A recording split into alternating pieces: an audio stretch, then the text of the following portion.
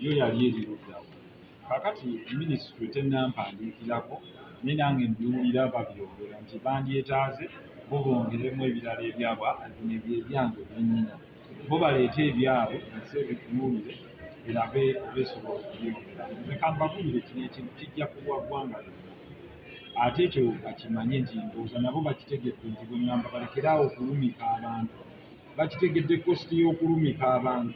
Ate nze sigenda kukkiriza lyawe gye banaaleeta bo nga libakkiriza kulumika abantu. Nze bino bye nabateeramu birungi mu tekinologi mujja kubiraba. Abaganda bagamba kutwala ekiro omusiima kukedde, kati abaali bagaale ya gavumenti yo lyennyini ng'eritya.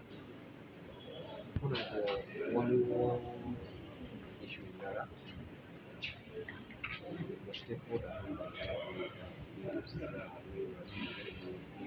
abagamba freedom of expression etteeka oba bivuga erabika nga nedda kituufu freedom of expression teryakiganya naye teriyo freedom eri absolute.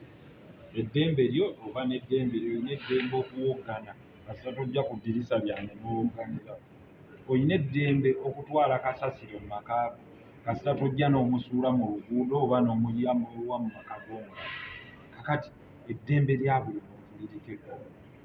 So siina ddembe lya muntu lyenjogedde kati wano nga ki munnaakugambye bannamawulire siinaawo buzibu. Nze ndowooza tusobola okuinteractinga bo ne bambuulira kuba naye ndi munnamawulire wa we tulina infringement mu kino kubanga mu byenjogeramu kino bwe mba mu public place nga wano okkirizibwa okukozesa ekifaananyi kyange naye bw'oggyewange okolereyo amawulire tekikkirizibwa ne bw'oba oyagala nnyo.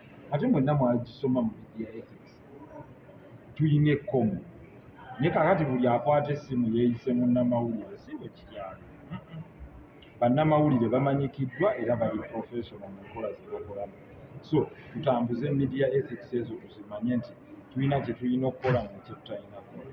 Ate amawulire gajja kubeera gatutumu nnyo nga tukoze ekivuga. Teri bbeetuliwa munnamawulire kulumika ssimu ya mulala gyeriri oba waliyo ebbeetu eriwa omulala okulumika essimu ya munnamawulire.